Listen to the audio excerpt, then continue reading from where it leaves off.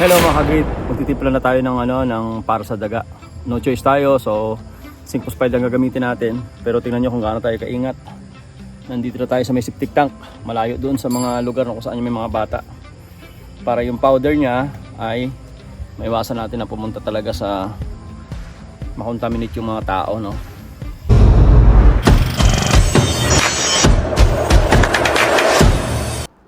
Hello mga kagrit, naglagay na tayo ng face mask, dalawa, doble. Tapos meron tayong eyewear, ayan, eye protector. At syempre dapat meron tayong guantes. 1 kilo ang titimpla natin, may bigas na tayo. 1/4 na bigas, tapos 3/4 na feeds. Yan po yung pinakapaborito ng mga daga doon sa agri-supply na binilihan natin. Then may mix up lang natin ng maigi ang pang bait natin, yung pampain natin. Mix lang po natin ng maigi. Then hahaluan na po natin yan ng 5 spide na 2 pakete. Ang isang pakete kasi is good for 500 grams. So 2 pakete pong gagamitin natin para sa 1 kilong pain. Ingat lang po kayo sa pagbubukas niyan at pag-mix up kasi napakadelikado po talaga yung 5 spide. So may guantes na tayo. Meron tayong salamin at meron tayong face mask. Kung maaari po, gas mask ang gagamitin natin. Yan, ibinuhos natin at nakikita niyo po yung itim na powder na yan is deadly po yan. Pagka yan po ay kinain ng kahit na anong hayop ay patay. Hayop man o tao, patay po. Kaya ingat po kayo dyan. Tapos yung ba't ako sa plastic nag-mix kasi pagkatapos kong mailagay yan, sinasarado ko yan. Kita niyo may malikabok ko. Kaya kung saan yung hangin, huwag po kayong pupunta doon sa may hangin. Sasarado nyo na po yan. Then, ang pag-mix up ko ay ganyan. Para safe po. Ganyan. Yan. Mix up. Then, pag sigurado na po kayo na talagang halong-halo na po yan, ay saka natin tatakalin doon sa plastic ng ice candy. Dapat meron kang ganito, meron kang imbodo. Yan. Halos 1 kutsara lang. Then, meron ka ng kalahating ice candy. Then, binubuhol ko yan. Yan, ibinubuhol ko yan para dalawa ang magagawa ko sa isang ice candy. Yan, tapos lalagyan ko ulit. Then saka ko ibubuhol. Ang purpose niyan ay kahit ibato mo doon sa mga may tubig, hindi siya mababasa, no? Pag nakita po ng daga yan, at saka naamoy po ng daga yan, kinikit-kit nila yan. Pag kinitkit ng daga, safe siya sa mga hayop, hindi makakain po ng mga manok, at least nandun sa gitna. Then, patay ang daga.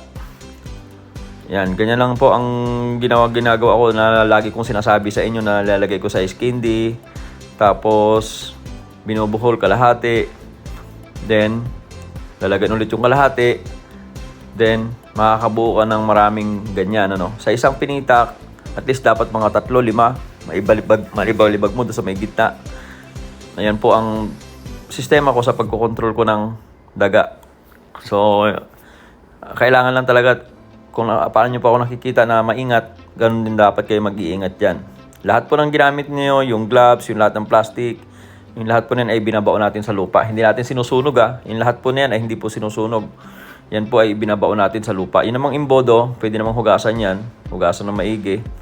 Power sprayer o hindi kaya yung pressure na sprayer.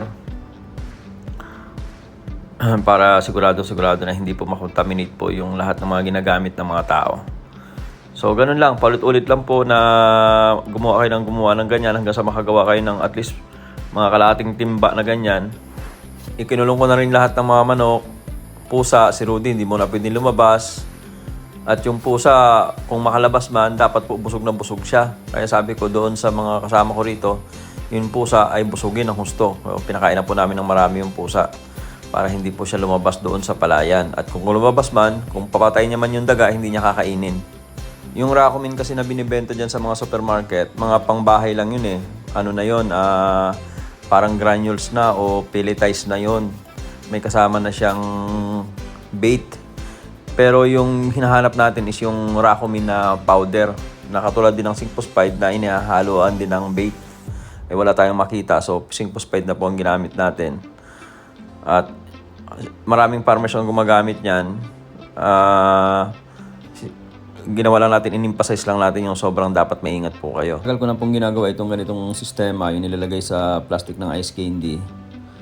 Kasi talagang effective talaga to eh. Kahit ulanin, kahit ano nung dumating tubig man o ano, hindi po yan masisira dyan sa ating palayan. Maliban na kitkitin ng daga. Paborito pong kitkitin ng daga itong ganitong pain. So ito na nga, itatapon na nga natin sa ating palayan. Mga nasa 1, 2, 3 sa isang pinitak. Mga ganitong maliliit lang na pinitak na ito, mga 2 piraso, 3 piraso, okay na po yan eh. Malalagyan nyo ng bait yan, talagang marami na pong daga ang mapapatay niyan. Ngayon, pagka malalaking pinitak, pwede po kahit mga 5 piraso. Sa ganitong sistema pati, kahit yung mga manok mo umikot dyan, hindi nila matutuka yung pain. Kung doon sa mga nagtatanong paano malalaman ng daga na mayroong pain, maamoy po nila yan. Napakatindi po ng pangamoy ng daga. Kahit po naka-plastic na yan, alam po nila yan. At dyan po sila sa gitna talaga ng pinitak pumupunta, kaya dyan ko po nilalagay. Sa mga gilid kasi, hindi naman sila dyan naninira. Ang unang pinupuntahan talaga nila ay gitna. So yun po yung ating vlog sa inyo for tonight. Thank you very much mga ka-agrit. Sana po nakatulong po tayo dito sa ating technique kung paano ba natin kinokontrol yung mga daga. At marami po kasi nagre-request yung tungkol po sa bagay na yan. Salamat po na marami mga ka-agrit. Lagi tatandaan sa ating munting channel, Well Agri TV, para may siyang bida.